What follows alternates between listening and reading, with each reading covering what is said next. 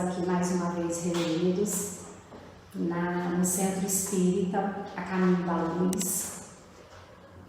Hoje o expositor da noite é o Wagner Baltazar. A nossa leitura da página inicial é do livro Vinha de Luz, de Francisco Cândido Xavier, pelo Espírito de Emmanuel, e é a mensagem 133, Casa Espiritual. Vós também, como pedras vivas, sois edificados casa espiritual. Essa passagem está em Pedro, capítulo 2, versículo 5. Cada homem é uma casa espiritual que deve estar, por deliberação e esforço do morador, em contínua modificação para melhor. Valendo-nos do símbolo, recordamos que existem casas ao abandono, caminhando para a ruína, e outras que se revelam sufocadas pela era entrelaçada ou transformadas em redutos de seres traiçoeiros e venenosos da sombra.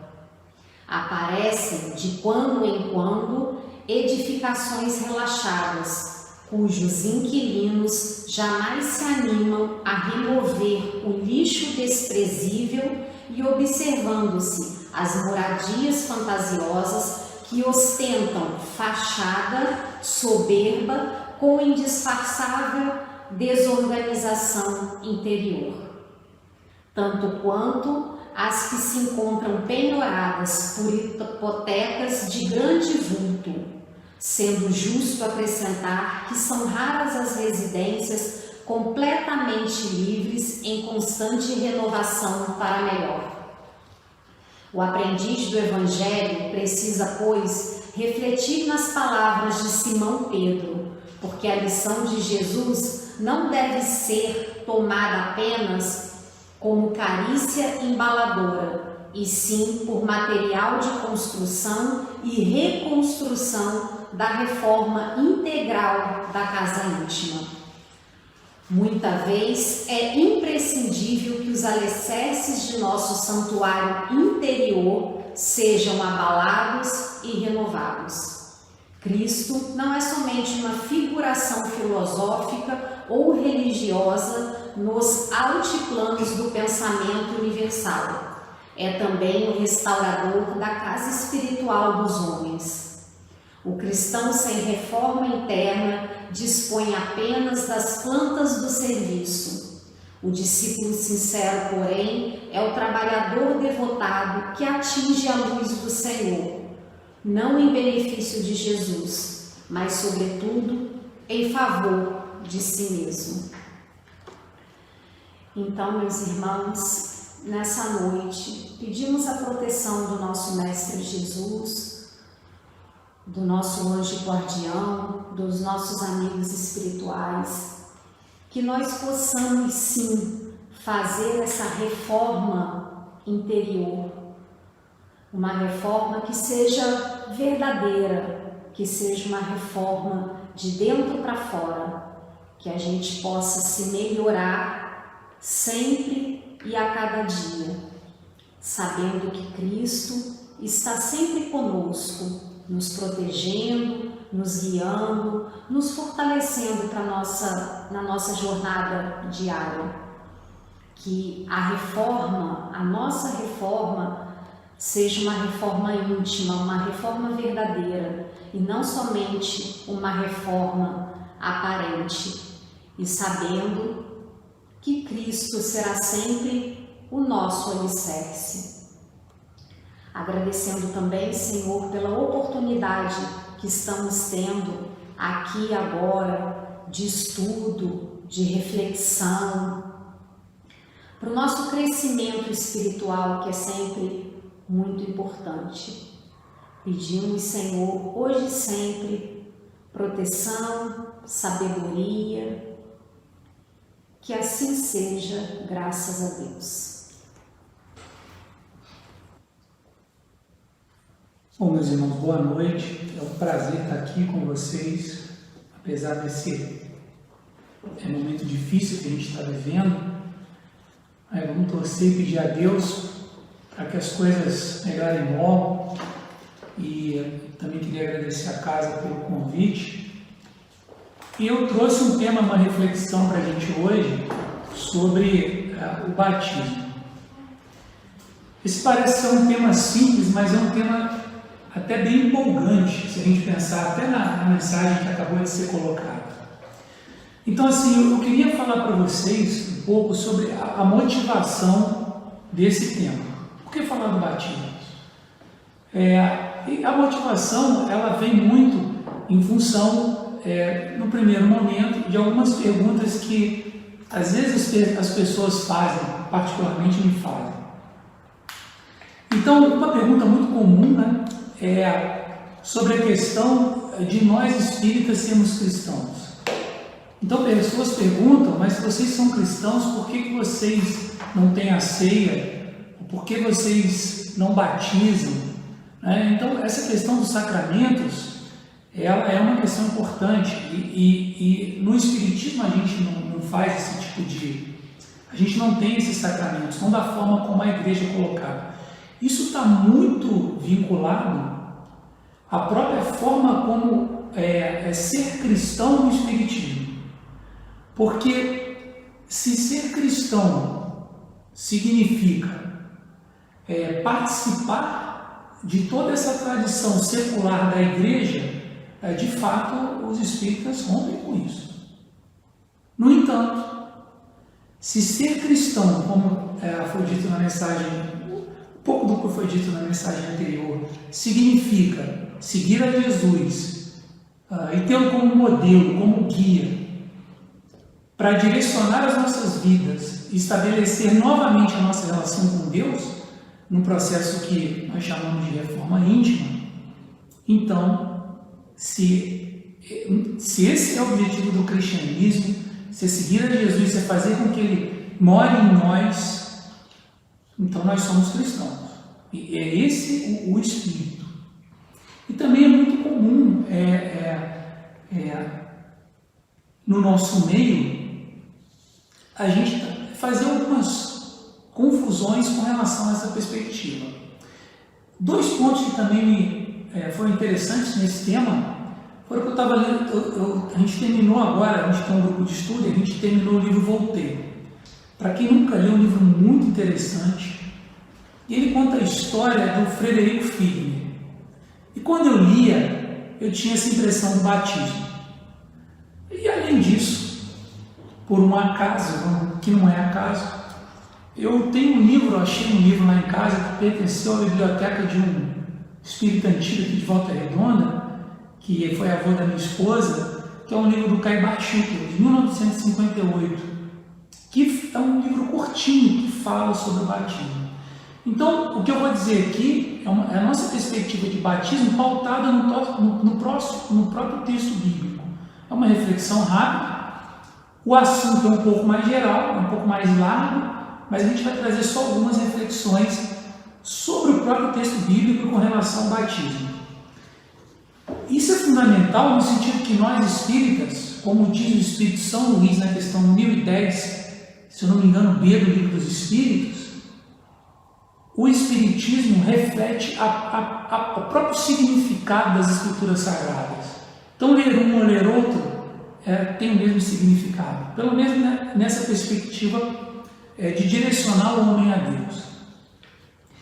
E eu vou começar então com uma reflexão sobre o Evangelho de Marcos, que foi quando, no capítulo 1, no versículo 4, do versículo 4 ao 5, ele apresenta João Batista pregando arrependimento para a remissão de pecados. A palavra arrependimento em grego significa mudança de mente, que seria, que a gente pode traduzir como processo de reforma íntima. Para a remissão dos pecados, ou seja, para perdão ou livramento de algo que nos escraviza, como um vício, por exemplo. Mas o que é interessante a gente prestar atenção no texto bíblico? É que ele diz assim: acorriam ele e toda a região da Judéia e todos os habitantes de Jerusalém confessando os seus pecados. O ato do batismo do João não consistia apenas no mergulho na água, mas antes do mergulho você tinha um processo de confessão dos pecados. E a palavra que é utilizada no grego, ela fala de pessoas, dá a ideia de que essas pessoas confessavam publicamente, ou seja, em voz alta, os seus pecados. Imagina se a gente tivesse aqui no Espiritismo, seguindo ao pé da letra, o batismo na água, onde antes disso cada um confessasse publicamente seus pecados. Eu acho que ninguém ia gostar desse batismo. Mas o que é interessante, no livro Voltaire, o Frederick Figner faz isso. Esse é um ponto interessante, ele confessa publicamente os seus erros, os seus pecados, aqueles que o incomodam. Mas não tem batismo na água. Mas o que é interessante na discussão é que esse ato, ele é um gesto realizado pelo João Batista. Então, se a gente continua um pouco o Evangelho de Marcos, no capítulo 1, ainda, versículo 9, 10 e 11, ele vai dizer que Jesus foi mergulhado no Jordão pelo João Batista. Agora, vamos pensar na cena. As pessoas chegavam para ser batizadas e confessavam os seus pecados para que elas fossem mergulhadas. Quando Jesus chega e entra na água, que pecado Jesus confessa? Nenhum pecado. Ele não tinha pecado para confessar. Então, não só é mergulhado, mas como João tem uma visão de que ele é o Messias. E esse é o ponto do batismo de João. É o que João vai esclarecer para a gente, o João Batista, no Evangelho de João, no capítulo 1, versículo 29 a 34. Eu vou ler só umas partezinhas. Porque o João anuncia Jesus como o Messias. E olha o que ele diz, olha que interessante. Eu não o conhecia, mas para que ele fosse manifestado a Israel, vim eu por isso batizando na água. Então, porque o batismo, ele na verdade, essa coisa de se lavar para uma cerimônia é antigo. Isso não nasceu com João. Os próprios essênios, algumas pessoas defendem, apesar de ser controverso, que João pertencia ao grupo dos essênios e que eles usavam o do batismo na água. Se lavar na água, já existem relatos da época dos gregos, que se lavavam num culto à deusa Coti. Então, a ideia do batismo é antiga, mas o próprio Evangelho de João esclarece que João Batista batizava com água para que fosse manifestado o Messias a Israel. Olha o que ele diz. Eu não o conhecia, mas o que me mandou batizar com água... Gente, quem será que mandou o João batizar com água? Vou deixar para vocês. O texto não é claro. Esse me disse, sobre aquele que vires descer o Espírito e sobre ele repousar, esse é o que batiza com o Espírito Santo. É que ele resolve dois problemas para a gente. Jesus em nenhum momento do Evangelho batiza com água. E não dá do texto bíblico para dizer que os apóstolos são batizados na água. Em alguns casos é possível fazer essa relação para alguns apóstolos. Mas Jesus nunca batizou na água. Mas o batismo de João tem um objetivo claro.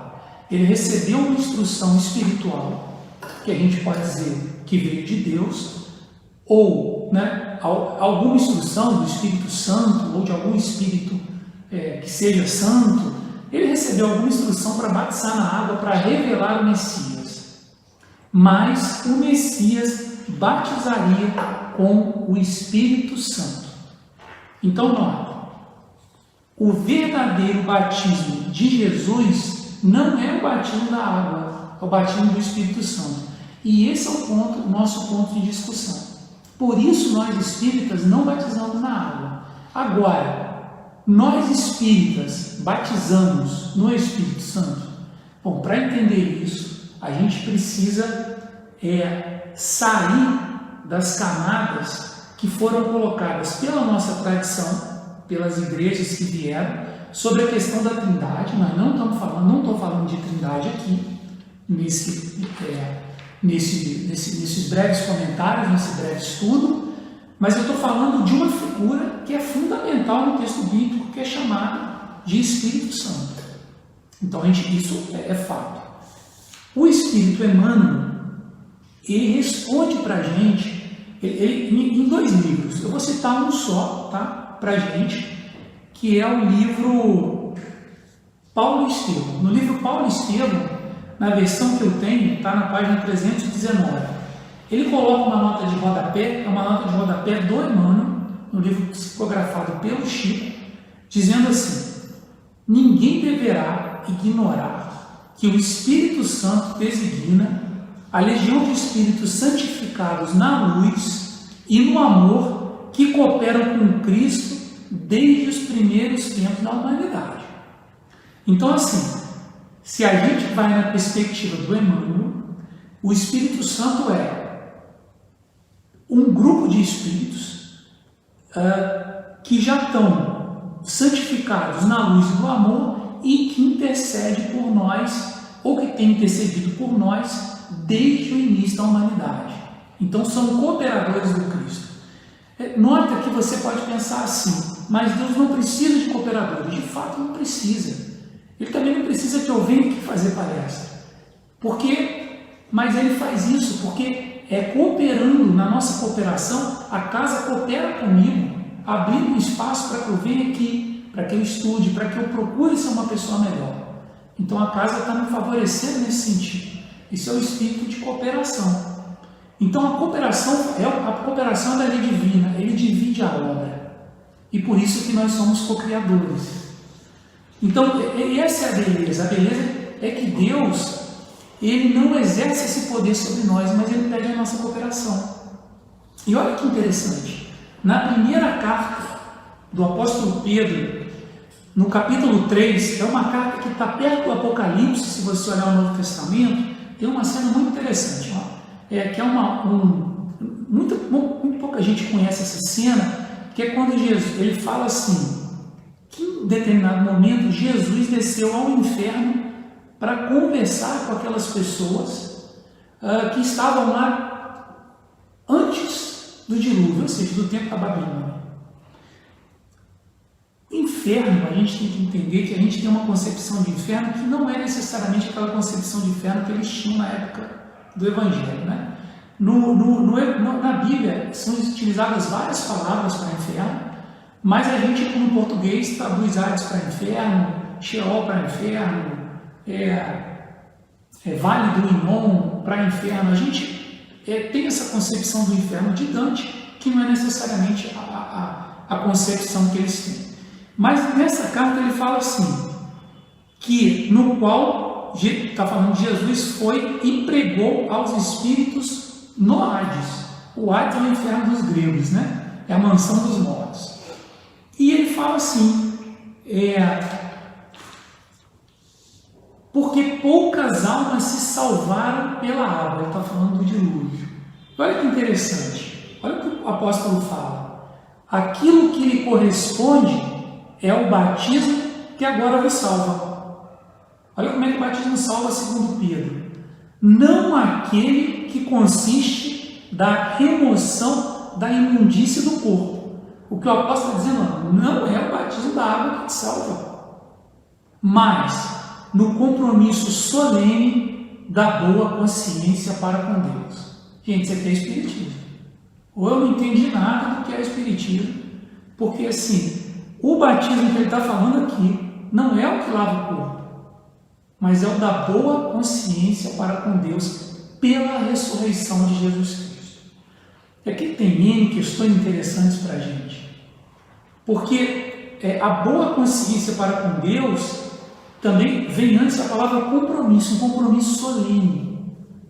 Então, o que ele está dizendo para a gente é que o verdadeiro batismo se dá através de um compromisso solene que cada um de nós, enquanto indivíduos, faz com o próprio Deus, ou na figura do Cristo. Esse é o compromisso solene, essa é a coisa do que não sou eu mais que vivo, mas é o Cristo que vive em mim. Isso não é perfeição. A perfeição é uma coisa que você vai buscar ao longo do processo. Nesse sentido, ser batizado é ter o compromisso dessa boa consciência num processo de reforma íntima. Mas aqui a gente tem que tomar esse cuidado de que a reforma íntima ela é algo que soma para a gente, enquanto indivíduo, que nos deixa mais felizes nesse trabalho que de fato renova a nossa alma. Então, é um processo de alegria. Como pastor evangélico, eu estava lendo, eu voltei cheio de passagens, pequenos trechos do Evangelho. Então, a alegria é uma coisa que faz parte do cristão. Alegra-te, tenha bom ânimo, porque a vida ela está sujeita a situações difíceis para qualquer um. Você pode ser cristão, você pode ser ateu, você pode acreditar em Deus ou pode não acreditar. Todos nós vamos passar por momentos difíceis. Uns mais, outros menos. Agora, a questão não é se a gente vai passar, e a gente vai sofrer quando passar, por momentos difíceis, como também nós vamos passar por momentos alegres, momentos felizes.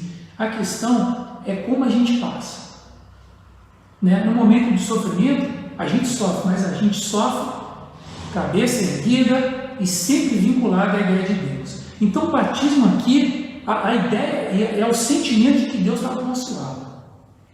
Então, o batismo aqui ele tem essa ideia de que é estabelecer um compromisso. E estabelecer um compromisso também não é só vir na casa espírita. Se você ler o Voltaire, vou sugerir de novo, você vai ver que o livro conta a história do Frederico Figner, que acaba se tornando, no livro Irmão Jacó, ganha um novo nome. Qualquer analogia com o batismo não é pouca nesse sentido, mas ele vê que ele comete uma série de erros. Então ele passa por um processo onde ele percebe que é necessária mudança, que é necessário um novo nascimento. Ele precisa então redefinir essa questão do compromisso com Deus. E nesse sentido, a história do Frederico Figner é a história do batismo que nós estamos chamando aqui, que eu estou chamando aqui de batismo do Espírito Santo. Esse batismo, ele é o do compromisso solene, mas ele representa o nosso nascimento na luz e no amor que provém de Deus e de Jesus. Então, essa é a ideia. É mais do que vir a uma casa, é mais do que participar de uma religião, é um compromisso sério com Deus. E aí vai a base da fé, da fidelidade. Bom, ainda se a gente for continuar aqui no Evangelho, a gente vai ver, por exemplo, no Evangelho de Lucas, outras citações com relação ao batismo e de qual é o batismo do Cristo, que é diferente do batismo de João. Então Lucas ainda acrescenta uma parte, ele diz assim: respondeu João a todos dizendo: eu vos batizo com água, mas eis que vem aquele que é mais poderoso do que eu, e que não sou digno de desatar a correia das sandálias. Essa questão da correia das sandálias é bem interessante, porque isso para um judeu da época quer dizer muita coisa. Mas eu não vou contar a história das sandálias, mas isso quer dizer, a ideia da sandália aqui é que é de Jesus toda a propriedade para fazer o que vem na sequência, que é batizar com o Espírito Santo e com fogo. Então, o batismo do Espírito Santo e com fogo, ele tem exatamente esse significado que a gente acabou de colocar. A gente não pode levar assim ao pé da letra no sentido de que o fogo, é algo em geral ruim, mas não, o fogo aqui tem um significado de purificador. E se a gente pensar no fogo como purificador, a gente retorna também, ou melhor, o Espiritismo retorna a ideia do Evangelho, porque esse batismo ele nos purifica, ele nos coloca numa condição de buscar a Deus ou de buscar uma felicidade que transcende a felicidade desse mundo.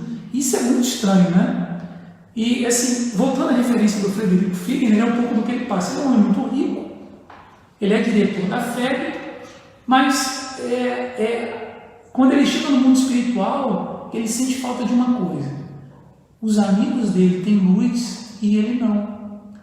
Então, ele nota, ele começa a perceber, logo no início do livro, que ele cometeu alguns erros. Então, ele entra num mergulho dentro de si mesmo e começa a identificar erro por erro das coisas que ele cometeu para que ele possa ir se renovando. Vou contar o resto para não estragar o final do livro, mas é a busca dele para que ele tenha alguma luz. É um pouco da nossa busca. Agora, essa busca ela é diferente de uma busca, por exemplo, que a gente faz pelas coisas do mundo. E talvez essa é a dificuldade do que é a proposta do Cristo. Porque a proposta do Cristo, ela transcende as coisas do mundo e te leva a buscar coisas que fazem parte do Espírito. E aí a gente tem essas coisas, né? Se alguém te dá a direita, se alguém te bater na face, dê a outra. Isso é muito difícil. Porque quando alguém te dá de um lado da face, a sua vontade é de dar 10 na face do outro. Não sei se com vocês é assim. Mas o que a gente faz? A gente se segura e pensa assim, não, eu preciso seguir o Cristo. Então, a gente tem que se diminuir, porque o que mais serve é o maior no reino de Deus. É uma lógica inversa ao do mundo, né? Ao do mundo que a gente tem, ao do mundo que procura dinheiro. Então, essa lógica de um batismo que busca o mundo espiritual acima do mundo material, né? E eu não estou dizendo com isso que a gente tem que parar de viver ou de trabalhar, muito ao contrário. Essas coisas do mundo espiritual se dão exatamente na nossa casa, no nosso trabalho, no trabalho que a gente faz no centro, se dá em sociedade, se dá nessa vida que a gente leva, nas coisas miúdas, nas coisas pequenas, né? É uma grandeza nas coisas que não aparecem. Essa é a dificuldade. E esse é o nosso grande desafio, para que nós possamos nos tornar pessoas novas e buscar esse novo nascimento com o Cristo. Então, no sentido do Espírito Santo, do batismo do Espírito Santo e do fogo, eu vou terminar como diz o Caibar Schutter, ou quase terminar. Ele diz assim, que se esse é o sentido, de fato, nós temos batismo no Espiritismo. Não é o da água, mas é o do Espírito Santo. E esse é um mergulho no Espírito Santo. Essa é a idade, essa é a proposta. Para que a gente deixe de ser o homem velho, para que a gente possa nascer num homem novo, mais feliz e resplandecendo em nós a luz do Cristo. Para terminar, a ideia é eu fazer uma prece. Mas eu vou fazer eu vou fazer o contrário. Ao invés de eu fazer a prece, eu vou convidar o Espírito André Luiz para fazer uma prece para a gente. Claro que ele vai usar minha voz no sentido que eu vou ler o texto do papel que está aqui na minha frente. Essa é uma prece que ele fez no último capítulo do livro Voltei. Então, no último capítulo do livro Voltei, quando o Frederico Figner está lá com um grupo de espíritos, e são espíritos muito ligados ao espiritismo evangélico, eles convidam o espírito André Luiz, que, né, a maioria deve conhecer dos livros do Chico, para que ele faça a prece. E eu queria aqui, então, ler essa prece para vocês, para a gente poder concluir aqui o nosso estudo. E o André Luiz diz assim: Senhor Jesus, dá-nos o poder de operar a própria conversão. Vou repetir. Senhor Jesus, dá-nos o poder de operar a própria conversão, para que o teu reino de amor seja irradiado do centro de nós mesmos, contigo em nós, converteremos a treva em claridade,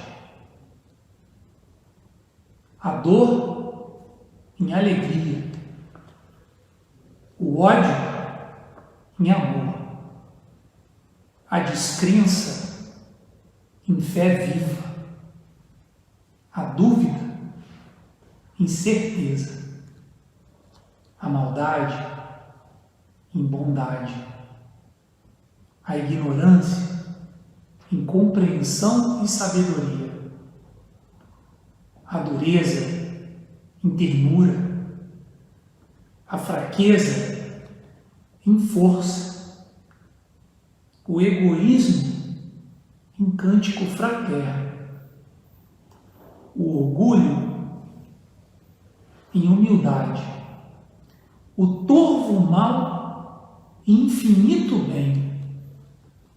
Sabemos, Senhor, que de nós mesmos somente possuímos a inferioridade, de que nós devemos desvencilhar, mas unidos a Ti, somos galhos frutíferos na árvore dos séculos, que as tempestades da experiência jamais deceparão. Assim, pois, Mestre amoroso, digna-te amparar-nos, a fim de que nos elevemos ao encontro de tuas mãos sábias e compassivas, que erguendo da inutilidade para o coração, para o serviço da cooperação divina, que nos erguendo da inutilidade para o serviço da cooperação divina, agora e sempre. Que assim seja. Muito obrigado, muita paz.